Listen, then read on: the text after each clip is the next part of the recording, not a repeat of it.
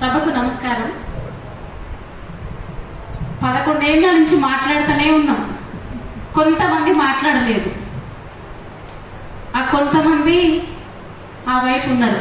2 గట్లు ఉన్నాయి. ఒకటి ఆ గట్టును ఉంటావా, ఇంకోటి ఈ గట్టును ఉంటావా. ఈ గట్టున తక్కువ మంది ఉన్నారు, ఆ గట్టున చాలా మెజారిటీ వాళ్ళు ఉన్నారు. అయితే పాపం కొందరు ఆ గట్టున భంగపడి వచ్చి మళ్ళీ ఇప్పుడు కూడా బాధపడుతున్న వాళ్ళు ఉన్నారు. ఈ గట్టున చేరిండ్రు. అయితే 10 ఏళ్ల నుంచి మాట్లాడుతూనే ఉన్నాం. బతుకమ్మ గురించి మాట్లాడినాం. బతుకమ్మ స్కామ్ కదా, కోట్ల రూపాయల నిధులు కదా, ప్లాస్టిక్ బతుకమ్మలు. అవి కాకుండా మనకు తంగేడు పూలు, గునుగు పూలు, జిల్లేడు పూలు అవన్నీ పోతున్నాయి. అవన్నీ గుట్టలకు ఉన్నాయని అడిగినాం. గుట్టలు ఒక్క గుట్ట లేకుండా పోయినటువంటి సందర్భం. 70 ఏళ్ల నుంచి ఆంధ్రలో ఉన్నప్పుడు కూడా ఆ గుట్టలన్నీ పోలే.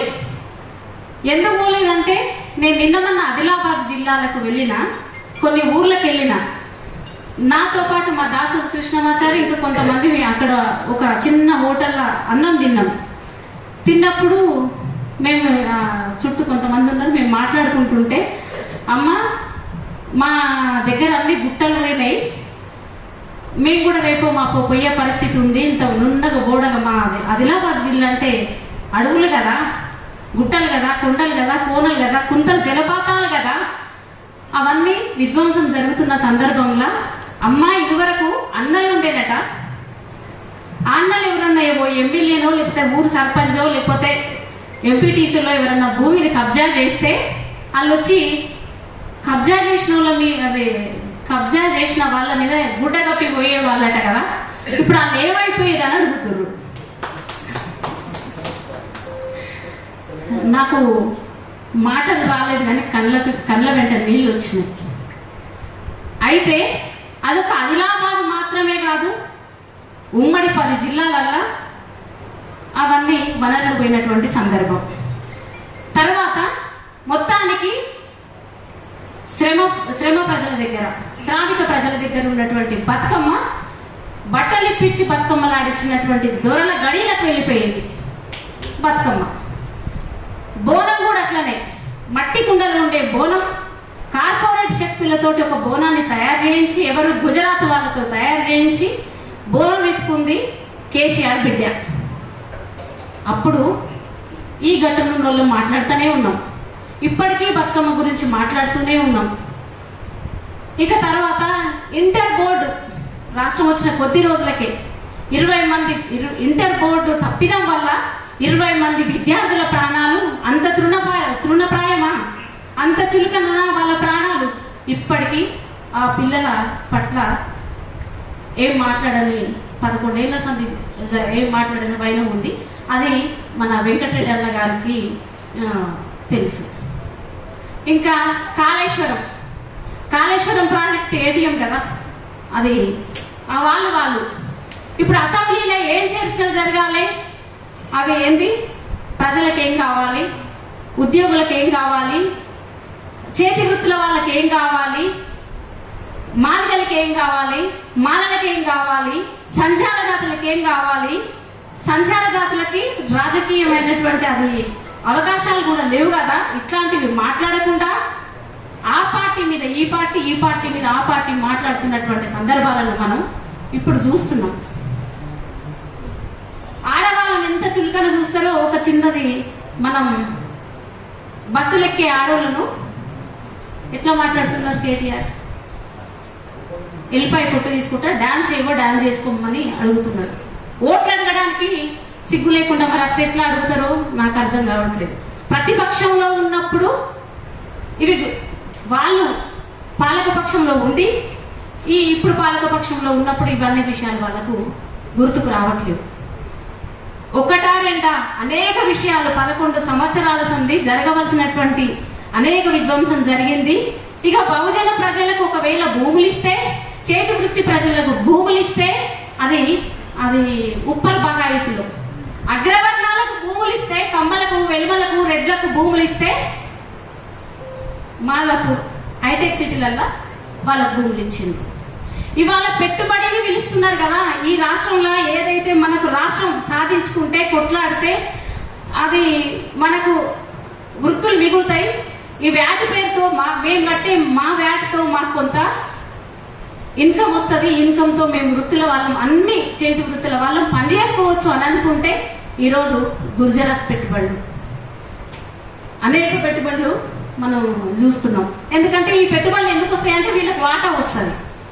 వీళ్ళకి తర్వాత ఈడబ్ల్యూఎస్ సప్పుడు కాకుండా వచ్చింది. ఈడబ్ల్యూఎస్ వాళ్ళు ఏ రోడ్ల మీదకి రాలేదు, ఏ పోరాటాలు చేయలేదు.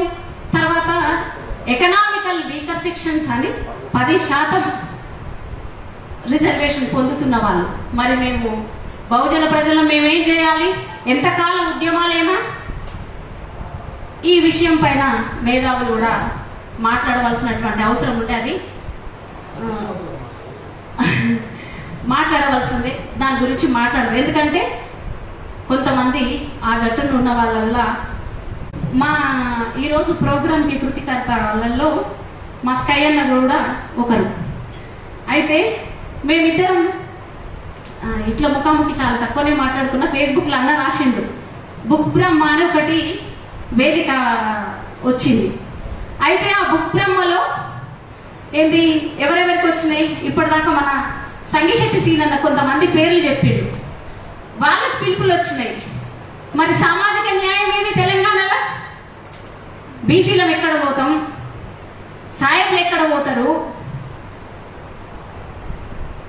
సామాజిక న్యాయం ఏది? సామాజిక న్యాయం అని కొట్లాడినటువంటి తెలంగాణలో ఇక రవీంద్ర భారతి గురించి అయితే చెప్పని అవసరమే లేదు. రవీంద్ర భారతిలో ఇప్పటి వరకు మన సభలే జరగలేదు, ఆంధ్ర వాళ్ళ సభలే జరుగుతున్నాయి. అవి ఎట్లెట్లనో కవి సభలు జరిపితే పైసలు వస్తాయట. అయితే పోక 10 ఏళ్ల తర్వాత 11వ ఏడుగా మన బతుకమ్మ చేస్తే విమలక్క పిలిస్తే నేను వెళ్తే అక్కడ మాట్లాడాను. సరే ఏదో ఇంత మనోళ్ళ దానిలాగా అని అనిపించదు. ఎందుకు అది దూరం దూరం దూరం అనుకొని అదేదో అగ్రహారమైనట్టు, మనమేమో అగ్రహారం యువతలు ఉన్నట్టే నిజంగా అది మన ఊరు కాదు, మన వాడకట్టు కాదన్నట్టు అనిపించింది. అయినా సరే 11 ఏళ్ళకి అయిపోయింది. 11 ఏళ్ళకి అక్కడికి వెళ్ళినాం. అయితే నాకు అక్కడి నుంచి ఒక ఫోన్ ఏమొచ్చిందంటే, అమ్మ నీకు 5,000 పడ్డాయా అని అడిగిరు. అంటే ఈ 10 ఏళ్ల సంది ఇట్లా అంటే 5,000 ఎన్ని 5,000 పడి ఉంటాయి? ప్రోగ్రామ్స్ చేసి ఎన్ని ఉంటాయి? ఇదంతా ఎవరి డబ్బు? 4 కోట్ల తెలంగాణ ప్రజల సొమ్ము కాదా? ఆంధ్ర వాళ్ళు తింటున్నారు. తర్వాత ఆంధ్ర వాదుల వాళ్ళ ఉనికి ఎంత ప్రమాదమో గుజరాత్ వాళ్ళది కూడా అంత ప్రమాదం మన తెలంగాణలో ఉంది. అక్షంతలు వంచి 8 మంది ఎంపీలు అయ్యిండ్రు. రేపు పొద్దుగాల ఇక అదేంటి ఈ మార్వాడి వ్యవస్థ వల్ల పూర్తి తెలంగాణ ఫలానాగా మారిపోయే ప్రమాదం ఒకటి ఉంది. దీన్ని గుర్తించవలసినటువంటి అవసరం ఉంది. హైడ్రా అప్పుడు కాళేశ్వరం విధ్వంసం ఆడ 7 ఊర్లు మునిగిపోయినాయి. తర్వాత హైడ్రా కూడా వచ్చి ఏ ప్రభుత్వం వచ్చినా పేద ప్రజల్ని, ఏ ప్రభుత్వం వచ్చినా బహుజన ప్రజల్ని వంచిస్తుంది, మోసం చేస్తుంది, తంతుంది, తరిమేస్తుంది. అట్లా కాకుండా మనం కాపాడుకునేటువంటి ప్రయత్నం చేయాలి. ఇందులో మాత్రం ఏదేమైనా నిరంతరంగా ఆంధ్రజ్యోతి పత్రిక అది మన శ్రీనివాస్ అన్న అనేక వ్యాసాలు నిరంతరం కవిత తిహార్ జైలు వరకు మొన్నటి వరకు ఆయన నిర్భయంగా ఎక్కడ లాలచిపడకుండా అన్న ఆర్టికల్స్ రాసిండు. తర్వాత ప్రతి బుధవారం వచ్చే ఆర్టికల్ కు మేము ఎదురు చూసేవాళ్ళం. ఎందుకంటే ఆయన నిర్భయంగా అనేక విషయాలను 10 ఏళ్ల పాలన గురించి అనేక సార్లు రాస్తున్నటువంటి సందర్భం. అట్లా అన్న ఇంకా కొనసాగుంటే బాగుండేది అని అనిపించింది. తప్పకుండా మళ్ళీసారి మాట్లాడదాం. అయితే నేను ఇంతకు ముందుకు అన్న కందుకూరు రమేష్ అన్న ఒకటి చెప్పిండు, అది చెప్పాలి. నేనే అని అనుకుంటున్నా. నేను వృత్తి కథల గురించి అన్నా కథలు ఉన్నాయని మిమ్మల్ని అడిగినా, ఆంధ్ర అడిగినా, నేను కూడా అడిగినా. మనదే అడగబోతున్నా. ఆంధ్రాయనను నేనైతే అడగాను కదా, మన వాళ్ళు మన అందరు కదా, మన కుటుంబం కదా అని అట్లా అడిగినటువంటి సందర్భం. ఏదేమైనా ఇదివరలో ఇప్పుడు పాశం యాదగిరి అన్న కూడా చాలా విషయాలు మాట్లాడి ఇవన్నీ అనేక మంది అనేక విషయాలు మాట్లాడుతున్నారు.